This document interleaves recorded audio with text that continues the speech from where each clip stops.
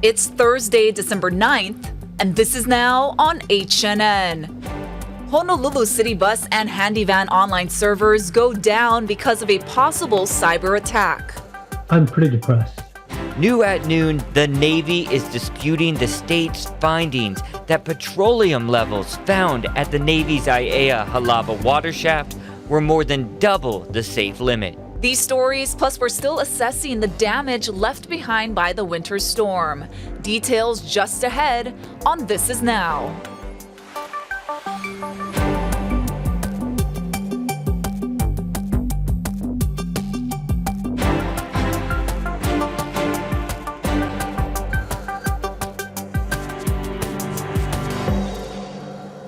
Aloha and good afternoon. Thank you so much for watching This Is Now. We're tracking this developing story. The city says it's investigating a massive shutdown of online servers affecting Oahu Transit Services. That's the operator of the bus and the handy van due to a possible cyber attack. Now, despite the issue, officials say the bus will continue to operate on schedule and shouldn't experience delays in service.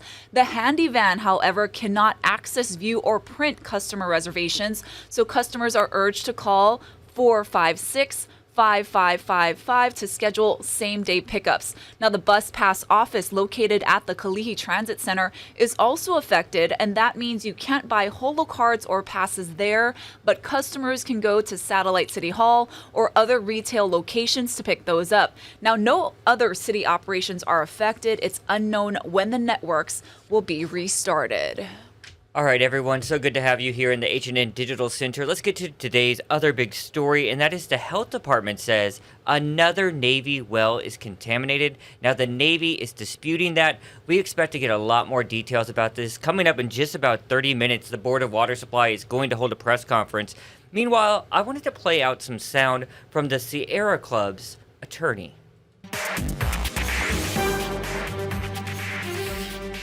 I'm pretty depressed. It is, this was all foreseeable. We knew this was going to happen. Nobody listened to us. Navy officials have testified under oath that the tanks couldn't leak, that if they did leak, there's no way they could reach drinking water. And it's happened. The State Department of Health reported last night that a second Navy water well tested positive for high levels of fuel contamination, prompting the Board of Water Supply to take additional precautions in a bid to protect the public water system. The state said samples taken from the Navy's Aiea Halawa shaft on Sunday detected more than twice the safe limit of diesel fuel in drinking water. And then just this morning, however, the Navy disputed those findings. They said water samples were taken from an off-service section of the water distribution system. In a news release, the Navy says, quote, "This sample did not come directly from the Navy's Aiea Halawa well, and the Navy does not believe it indicates contamination of the Navy's Aiea Halawa well." Hawaii News Now has been seeking additional information from the health department, and again, we do expect an update coming up in just minutes by the Board of Water Supply. Meanwhile, let's get an update from our Casey Lund, who's been covering this story. All right, Casey, so remind us where the other contamination problem is. So it's two of the three Navy wells right now. We know that those feed drinking water to both civilian and military families. The Navy shut down its Red Hill well last week after hundreds complained about those fuel smells in their water. Many of them got sick, some of them even needing to go to the hospital. Tests at the Navy's Halawa Aiea well showed, get this, a level of 920 parts per billion of total petroleum contaminants, which far exceeds, again, DOH's safety standards of 400 parts per billion. The Navy's Halawa Aiea well is separate, though, from the Board of Water Supply's well. So, Casey, what is this that I'm hearing about a pause in operations? Yeah, we learned yesterday that the Secretary of the Navy paused operations at the Red Hill fuel storage facility until an investigation can go forward to determine exactly where those contaminants are coming from. Now, earlier this week, the Secretary revealed that the Navy stopped transferring fuel on November 27th, but that was one day before those military families started complaining of illness and that smell in the water. But they have not said why they did that. The bigger question is they have not given an explanation for why they didn't notify the public that they did that. All right, Casey Lund, thanks so much for that update. Let's toss it back over to Ashley with more news. Hawaii's congressional delegation is demanding answers from the Navy about the tainted tap water. Senator Mazie Hirono grilled a nominee for the Joint Chiefs of Staff at his nomination hearing. The Department of Defense needs to provide answers to the citizens of Hawaii and the nation as a whole about how it can safely protect the aquifer while still storing the required fuel reserve for national security, even if that means ultimately moving the fuel elsewhere. The safety of our citizens, our Navy families, our military families is of the highest importance. Admiral Christopher Grady promised to address the issues at Red Hill, including the future of the facility. Check out these photos. They show two city workers neck deep in floodwaters working to clear storm drains in Pearl City. The city says it's received 180 reports of property damage from Monday's big storm on Oahu. At least one home was destroyed, 11 homes sustained major damage, and 56 homes had minor damage. The hardest hit areas were from Pearl City to East Oahu. This drone video of South Maui shows the aftermath of the storm and how much cleanup is left to do. The video was taken earlier this week, and you can see the flooded roads, driveways, and homes filled with mud. We're hearing from two boys who were pulled from Palolo Stream after being trapped by Monday's raging floodwaters. As Allison Blair reports, it's a visual reminder of how dangerous flash floods can be. The boys tell me they weren't exactly sure how long they were in the water, but estimate it was at least 10 minutes. They say if it weren't for first responders, they likely wouldn't have been able to get out on their own. Cell phone video captured one of the boys clinging to a firefighter Monday, moments before he was hoisted out of the Palolo Stream to safety. 24 hours later, all 5 boys involved in the rescue were doing much better, back to playing with friends and eager to tell their story. Over here, we came up this side. But they say the water in the canal that runs through their neighborhood was moving fast. It was raging. The boys had just gotten out of school and decided to go check out the stream with 3 other friends. It wasn't long before a couple of them decided to go in. I got swept away immediately. Billy Edmond was still on shore when he says he heard one of his friends screaming. I was worried. It looked like he was saying, help, help. So he tried to, but quickly realized he couldn't. Me and this guy went jumping, and then we hit our head all over. They said the bottom of the canal was slick. It was shallow but heavy current. And every time he'd try to get out, When I stand up, boom, I fall down. the boys struggled against the current until firefighters arrived. And then they boost us up, and then we would climb over the school gate. Besides being cold and having some scratches on their feet, medics confirmed all 5 boys were okay. Yep. Afterwards, they said they had to face some tough questions. Then they asked us what we were doing in there. They told me not to go in there again. Words the boys say they won't soon forget. Allison Blair, Hawaii News Now.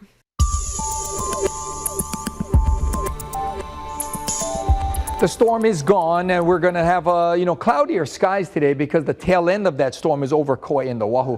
So don't expect a whole lot of sunshine until maybe late this afternoon, and those winds will be running at surplus speeds, 15 to 25. That's why there is one alert. That's the small craft advisory for all coastal waters. Now, as far as the surf, it's not going to be great. Keep in mind, there's brown water for many areas, especially where there's a river mouth. So the biggest waves are rolling into the east shore. That's where the trade winds are kicking up that swell at about 5 to 7 feet. But this is going to be choppy on the windward side as well. And those choppy conditions will continue because these breezy trade winds will continue through Sunday at 15 to 25 miles an hour. If we get any rain, it will be in those windward and Mauka areas early in the morning and then in the overnight hours. And then starting on Monday, you can expect a few more showers as well as stronger trade winds. Those winds on Monday will begin picking up to 15 to 30 all the way through Wednesday, and there may even be some wind advisories about that time. To the pandemic now, the state is reporting triple digits today in new coronavirus cases, 143 to be exact, and 1 additional fatality. For a complete island-by-island breakdown of all the cases being reported today, just head to your H&N digital platforms. Today, the FDA cleared Pfizer's COVID-19 booster shot for 16 and 17-year-olds. It's the first booster authorized for this age group, which is now eligible to receive the extra dose 6 months after their second shot. The move comes a day after Pfizer released studies showing 2 doses plus the booster are enough to neutralize the Omicron variant. The next wave of the opioid crisis is striking the Big Island hard. Fentanyl is driving an increase in overdoses across the state. Lynn Kawano shows us what narcotics officers in Kona are doing to get a handle on it. It was a sudden change. Over the summer, narcotics officers in Kona started noticing a lot more fentanyl on the streets. And since July to now, we're recovering fentanyl almost on a daily basis. Hawaii County Police narcotics officers say drug dealers have added the powerful synthetic opioid to their usual products in powder and pill forms. These blue pills are pressed fentanyl made to look like oxy. This was part of a large seizure on November 18th. 28-year-old Keone Cassidy is charged with 16 offenses, drug and gun crimes. Police say in addition to the fentanyl pills, he allegedly had a block of meth with a street value about $2,000. Large amounts of heroin were also recovered along with a shotgun and ammunition. Narcotics officers were used to seeing the meth and heroin in busts, but the fentanyl is noticeably increasing. The change came pretty quickly, more so with the fentanyl, which was a little bit foreign to us, and the onset was quick. The Big Island joins other counties that have seen a sharp jump in its use and abuse. Hit her with some Narcan. The Kauai Police Department sent out an alert in September after seeing a rise in opioid overdoses. 2 women had to be treated with Narcan when police found them unconscious in a park. Coming around. Narcan is a medicine that reverses the effects immediately. Maui patrol officers have been carrying Narcan for years and have also used it to save people who OD. Police on the Big Island equipped about 200 officers with Narcan this year and beefed up their narcotics unit in Kona from 8 to 14 officers, including 3 more canine units. Runs alongside the heroin distribution, and it's a lot stronger than heroin, a lot more deadly than heroin. Once it was presented into the community, there was a want for it. Hawaii County Police say they are intercepting some of the drugs before it gets into the population, but mostly they're just recovering them in busts on the streets. In Kona, I'm Lynn Kawano, Hawaii News Now. New at noon, a memorial service was held for Kevin Nishita. The security guard tragically killed the day before Thanksgiving while protecting a Bay Area news crew from an attempted armed robbery. Not only did Kevin focus on investigating and deterring crime, he also focused on giving back to the community. He made a positive impact in San Jose by caring for people in need, always visiting schools and attending community events, including events in San Jose's Japantown. The ceremony took place at the San Jose Civic Center. Nishita's family says they were supposed to take a family trip to Hawaii earlier this month, and he was going to meet his newest grandson for the first time. The shooter is still on the run. Rapper Travis Scott is opening up about the Astro World tragedy that killed 10 people. In his first in-depth interview since the incident, Scott denied initially knowing concertgoers had been hurt. He said he didn't know the exact details until minutes before a post-show press conference. Scott was on stage when the crowd surge happened and has been criticized for continuing to perform. More than 140 lawsuits have been filed since the tragedy. Scott has denied liability in 11 lawsuits filed against him. So new at noon, we've learned New Zealand is planning a lifetime smoking ban for anyone born after the year 2008.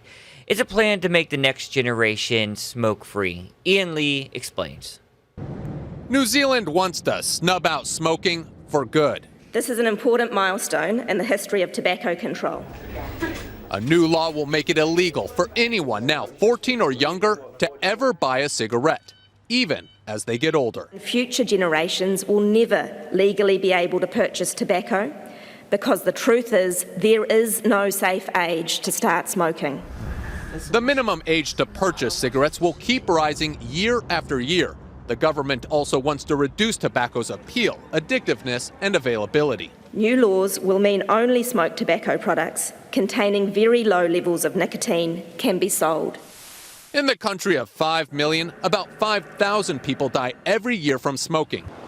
New Zealand health officials want to cut the number of smokers to 5% by 2025. And the lifetime ban has broad support, even among some smokers. I think maybe it's a good idea because at the end of the day, smoking is bad for you, and it's really hard to quit. And it's also good for myself too, because it saves, so I can save more money. Saving some green, while also saving lives. Ian Lee, CBS News. Interesting idea there from New Zealand. Let's see what else the internet is talking about today. We got some brand new video to show you here from the H&N Digital Center. Check this out from underwater, guys. For the first time ever, Pearl Harbor National Memorial, in partnership with the National Park Service, just conducted a live dive. And we're going to have much more about this coming up on later editions of H&N and on your H&N digital platforms. Jim Mendoza, our expert storyteller, is putting together a piece about this. So divers from the Navy region, Hawaii, they took people on this virtual dive tour of the submerged ship, the USS Utah, which has an amazing history, and I can't wait to see the story. And just look at this footage, guys. Yeah. It's coming in. It has so much history behind it. I can't wait to see Jim's piece, and hopefully it's part of his podcast, Tell Me a Story. Yeah, he did a story on the Utah earlier I think it was this week or last week, about how it's known as the forgotten ship of Pearl Harbor. Yeah, so a lot of details there, and we get an up-close view of it, too, underwater. Yeah, I read that headline, and then I didn't click on it, so now I'm going to have to go back and click on that headline. Yep. Thanks for the reminder. Okay, a German family is going all out this holiday season with a record-breaking display of Christmas trees. Now, the Jeromes decorated 444 trees, yep, you heard that right, and displayed them around their home. Now, many of the trees have fun themes like Star Wars. They even squeezed several into their bathroom. And so I guess that's one way to keep it smelling good in there. And it's no surprise the Jeromans were declared to have the most decorated Christmas trees in one place by the German Record Institute. Yeah, and you found some very viral video that's making its way locally here, right? People celebrating Christmas. Birds apparently are getting into the Christmas spirit as well. So check out this myna bird getting into the holiday spirit and looking like a colorful Christmas light. So this is actually a TikTok filter. And Candice Kaupwiki from Waimanalo, she says she rescued and rehabbed the bird, and it's named Turtle. It's a bird of a different color. One myna bird in one papaya tree, as we sing here. Yeah, I love that song. All right, guys, you know what? This appears to be starting early. I'm seeing the Board of Water Supplies chief engineer talking right now live. I'm going to just pot up his microphone and hear what he has to say. Continue to provide service to our community out there. It's a water system that serves about 20,000 people, all the way from the Halawa area, from like Iwa-Ena Street, all the way out to Hikaha Street, Waimalu area. It includes the Pearl Ridge Shopping Center and the Palimomi Hospital as part of the service area. Do you have any questions? How does this shutdown affect customers? Are you asking them to ration? We will be issuing messages to ask people to do voluntary conservation like we did for our customers in the city of Honolulu itself. At this time it's voluntary. Be careful how you use water. Don't waste it. Use it wisely and try to conserve it. So if it is raining, things like if it's raining outside and you have an automatic sprinkler system, please be sure to not have that sprinkler system turn on as normal. Let's depend on the water, natural rainfall if necessary. Did the rainy weather earlier this week have any impact on what's going on? I'm sorry, Allison, if you can Did the rainy weather earlier this week have any impact on what's happening? No, it didn't. Remember, we're talking about groundwater, our source of our drinking water for the island of Oahu. It's in underground aquifers that are very deep underground in the lava rock. So what happens on the surface, flows quickly off into the ocean or the harbors, and doesn't impact the underground aquifer.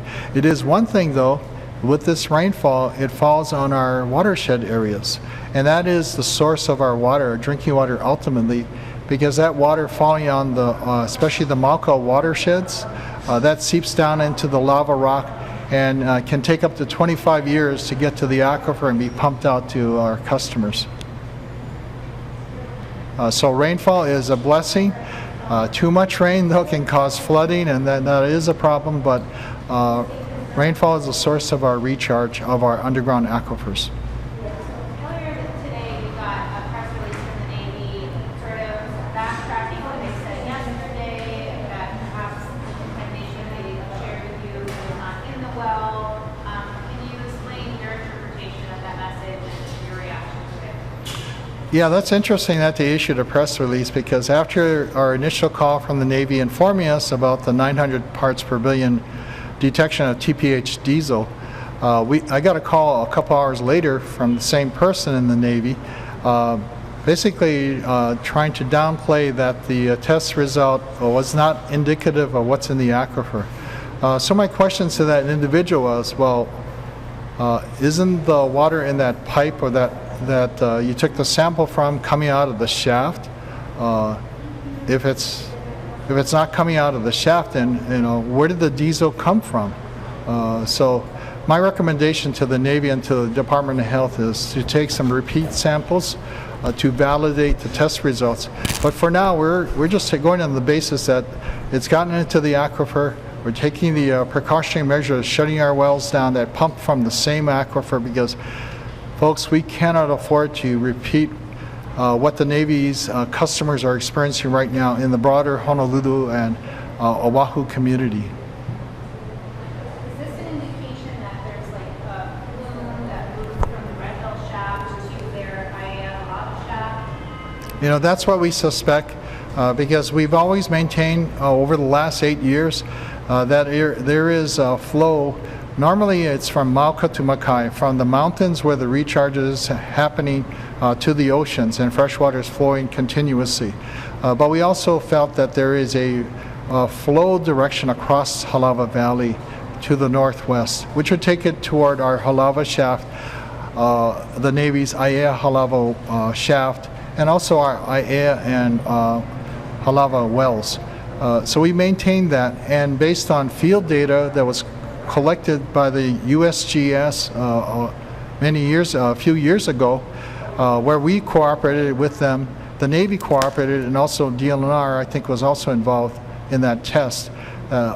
We saw a response to changes in pumping rates at our Halawa shaft. You could see a groundwater level or water table level response at Red Hill too. So we feel that there is a direct pathway in the aquifer, that the aquifer is one system that doesn't have a effective absolute barrier that prevents contamination from flowing across the valley. And if the Navy's test results, follow-up test results, or the Department of Health's test results on the Aiea Halawa shaft come back positive, then that is validation of our concern that we've had over the last 8 years. Ernie, can you clarify the relief? For our television viewers, we're about to break away from this news conference. You can continue watching it on your H&N digital platforms. We'll be updating this story shortly too there. Manolo, I don't know, because yesterday it sounded like from this Navy official that it came from a pipe that's connected to the Aiea Halawa shaft. So did they specify that it was some location a good distance away from the Aiea Halawa shaft? Then a follow-up corollary question to that might be, then where did it come from? Because that was the highest hit for petroleum in drinking water, as far as I know, from all the samples they've taken thus far. So where did it come from, Navy? If you're saying it's not coming out of the aquifer, not being pumped out of their Aiea Halawa shaft, then where is it coming from? And to be able to solve the the water system contamination problems that they're experiencing right now, you need to know the root cause of the problem to be able to implement an effective solution.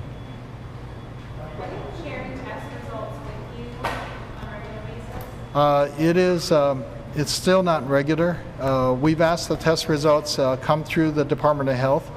The Navy operates a regulated community water system subject to state and federal drinking water regulations. And the regulator is the Department of Health, the State Department of Health. So we don't want to get in the way of the communication chain there. So we've told the Navy, send it to the Department of Health. The Department of Health, please turn around and send it to us quickly so we can make informed decisions about what we need to do to change our operations to prevent fuel from getting into our drinking water and being sent to our customers. So have you seen the results for this Aiea Halawa result that they're talking about, that diesel? Have you seen the lab report? Not yet. All we had was a verbally informed. We've asked for the actual full laboratory report. I'm also want to report that we did take a sample of our Halawa shaft last week, and we got the results verbally from the lab. We're still waiting on the official full laboratory report, which they will send to us shortly, but the results were non-detect for petroleum contamination in our BWS Halawa shaft. One second. Can you ask if you could repeat the questions? Oh, I'm sorry, I'll repeat the questions as far as... when you say non-detect, does that mean there could be some, but what does that mean, an acceptable level? It's below the levels of detection. Now, we've asked the laboratory to go as low as they possibly can in levels of detection. But at this point, Manolo, on your question about is there fuel if it's below the levels of detection, I'm going to ask Mr. Erwin Kawata, head of our Water Quality Division, to take care of that question for me. Erwin, you want to come up?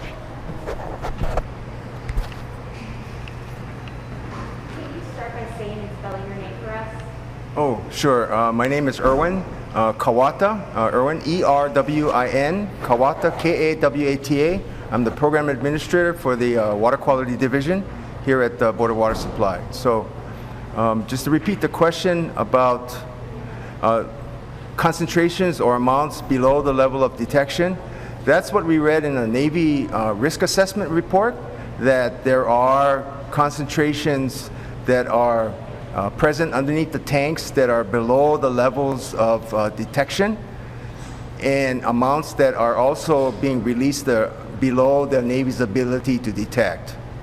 But currently, as far as the data that we receive from the Navy, from their groundwater monitoring wells, there are detectable levels of petroleum contamination in the groundwater underneath the tanks. Doing testing there right now is the Navy. You guys don't have access to this?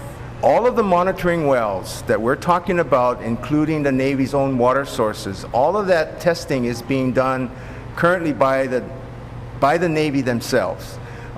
We don't have access to all of those because all of those sample sites are on Navy property. So we don't have access currently. Now the Navy is working with the Department of Health, and the Department of Health is working with them in terms of taking additional samples. Probably, as far as the Department of Health is concerned, we understand that they have collected samples, from the Navy and done testing on their own. But as far as the board is concerned, we don't have access to those. Do you want access? Sure, we would like access. We have asked in the past requested the ability to access and collect samples on our own. Those have gone, for the most part, pretty much unanswered. So do these results so far give you some optimism, or it's still pretty much kind of up in the air, really, what's going to happen with the lava shaft?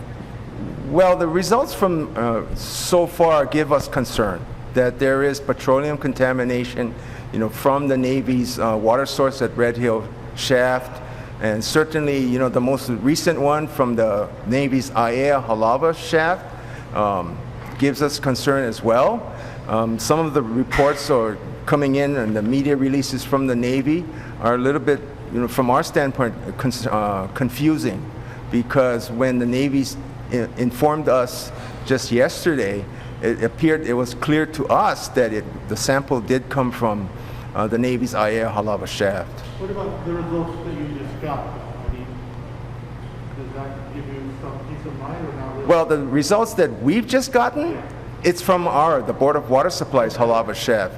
And certainly it gives us relief that there is no detections, but it's also consistent with what the monitoring we've been doing since 2014, that we haven't detected any. Based on the phone call you got yesterday, do you believe the Navy is misleading the public with what they said in their release today? I think the Navy needs to clarify more as to where that sample came from, under what conditions it was sampled, and certainly we need more clarification and information about that. Yes. You mentioned the monitoring well data that you guys have been checking on for years. Mm-hmm. What have you learned about the plume under the tanks from that data, and especially more recently, has it changed at all? Well, the monitoring data tells us that, number one, there is definitely petroleum contamination in the groundwater underneath the tanks, number one. Where that contamination is going is really is driven by the Navy's work to understand groundwater flow patterns, or where the direction of water flow. And of course, monitoring that they're doing, but currently it's only within the property itself. So getting monitoring wells outside of the property is really critical to understanding its direction, where it's going, and how much is present.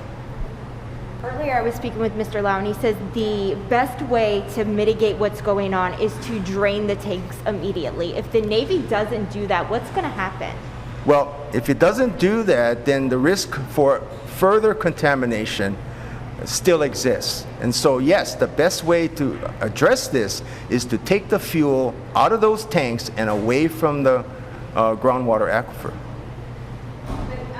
Three of the Board of Water Supplies facilities now shut down. How long can current pumping at other wells sustain the demand? Well, that's something that we're going to be monitoring. For right now, during the cooler times of the year, we're able to sustain that. What's going to be really critical is when we move into the summer next year, when water demand is much higher, and that's the time of year we normally pump more water, and that's when we're going to find out how well our stations are able to accommodate that. Also, in the 2014 leak, that was 27,000 gallons. You had 2 leaks back-to-back that we know of this year, but they're relatively smaller. Why are we having this now when it wasn't, this wasn't happening? That's a good question. That's one of our questions too, is to, okay, what happened in 2014? Certainly there was a very large volume of release compared to what's being reported today. And the interesting thing is that we're seeing these detections today that for the most part haven't been recorded in the past. So that is one of the questions that we're asking ourselves. And so understanding groundwater flow, making sure we collect the data, and get Navy data and understand, putting all of that together is critical to getting a good picture as to what is actually occurring out in the environment.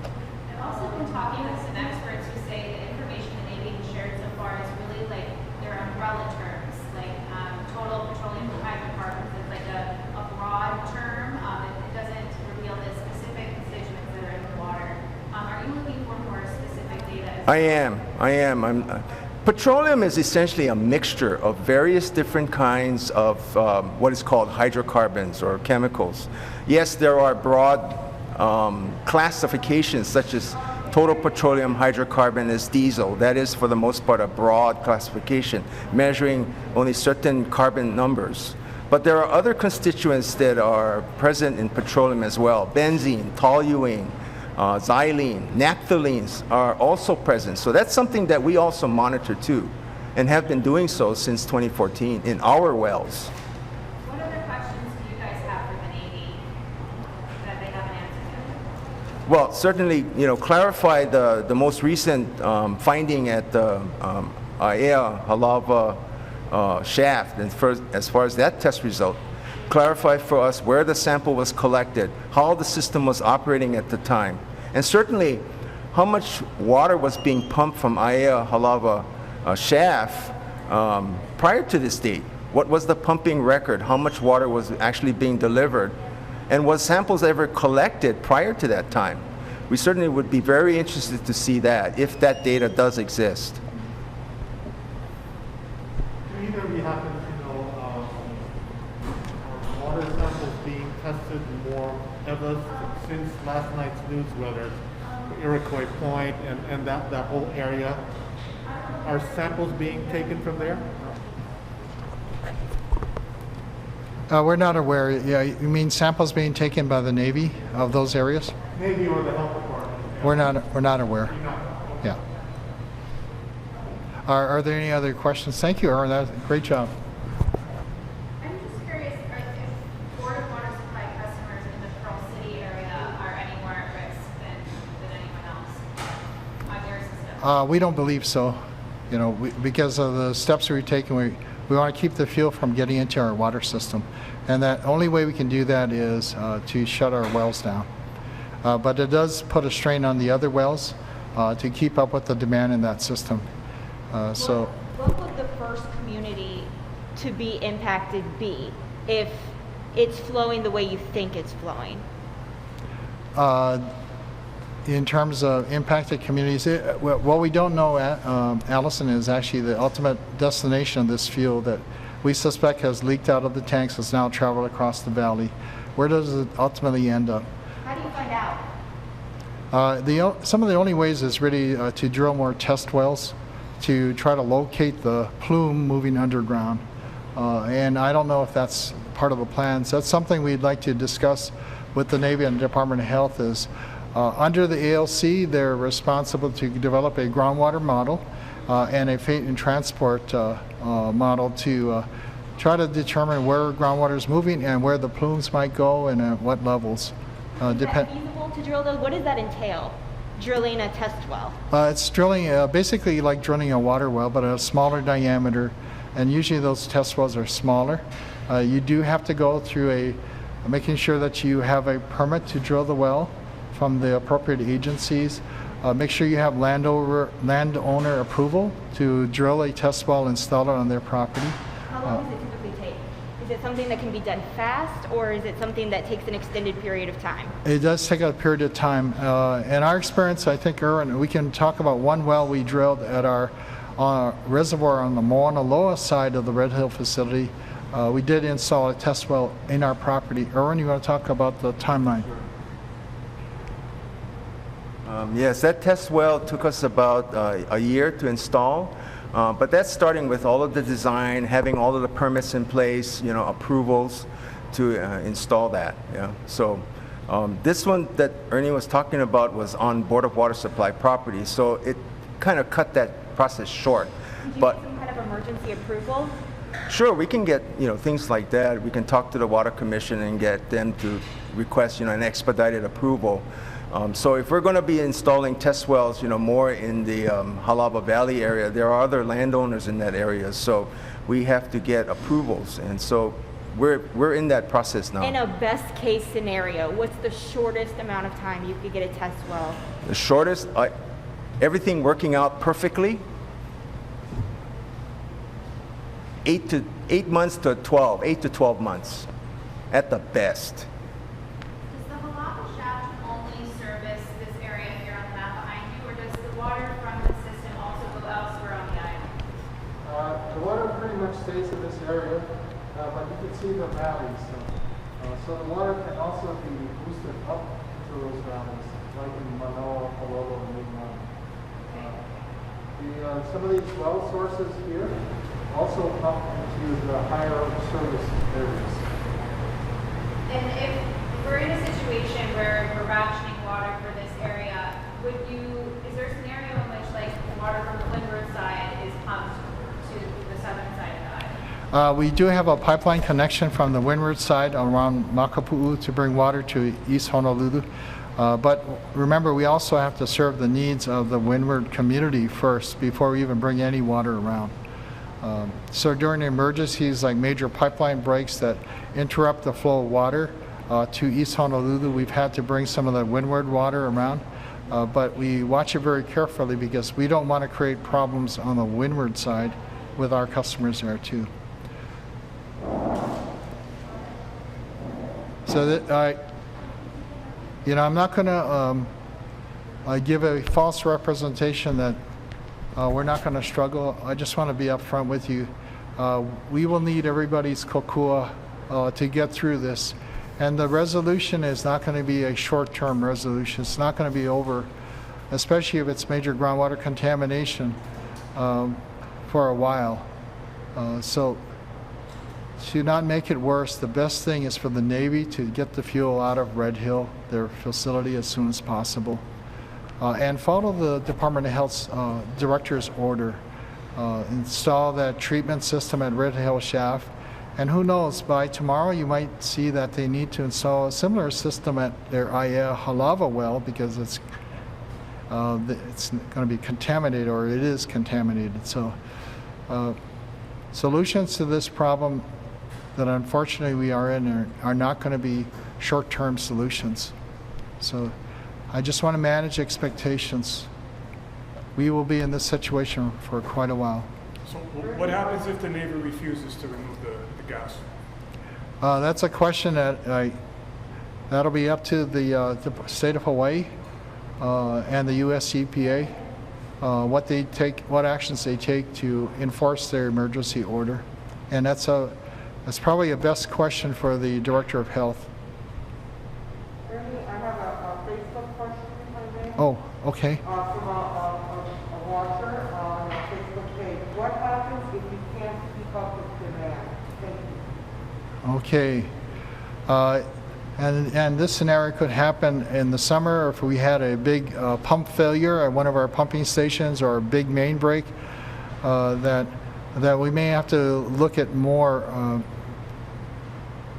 stringent measures that are not voluntary, maybe even mandatory reductions in water use. In the past, we went through, to my knowledge, in my going on 40 plus years in public service, a good part of that in the water area. We've been to some droughts in the past, droughts that lasted multiple years, like 5 or 6 years. And sometimes at those times we declared a emergency, a low groundwater condition, and implemented mandatory restrictions on water usage. That might mean that you can only irrigate on odd and even days, that you don't wash cars with a running hose, you use a bucket, that you irrigate within only certain hours, and that you reduce your water usage. We don't want to go there if we can avoid it. We hope that everybody will kokua and help out and keep us from getting to that place. So. Do you know who the biggest water users in this region are? Like if we were in a situation where we're cutting back, where are things staying for your buck there? Yeah, Christina, we're identifying the top 20 water users in the Honolulu system, and we'll be reaching out to them. I think we'd be glad to share the list with you folks when we get that. We're also now going to have to look at the Aiea Halawa system, our 277 system, which is affected by the closure of Aiea and Halawa wells, to look at the top 20 users there too. Do you find that the tourism industry is a big user? Can you talk about that? It's hard to say, because we're looking down to the individual water meter account. Because what we're going to do, the ask and the request will be sent directly to that customer account, not to a broad industry. But of course, outreach to our visitor industry. We'll look for opportunities to speak to them, to share with them and educate them on the situation that we're currently in, kind of a crisis or an emergency situation, and we're going to need everybody's kokua. So if you know any groups that would like for us to speak to, their association, those responsible for maintaining buildings, or property associations, property management companies, we're glad to speak with them, because the more educated everybody can become, I think the better cooperation we're going to get them when we make the ask for a reduction in water usage.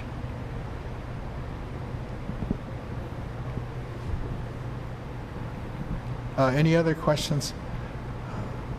If not, thank you so much for covering this issue. We really appreciate all the work you've done, all of you different outlets, educating our community.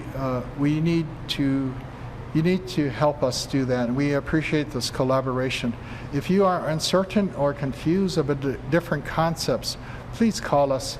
We will arrange a virtual meeting and spend an hour with you if you need to brief you about our perspectives, help you understand the different concepts and issues.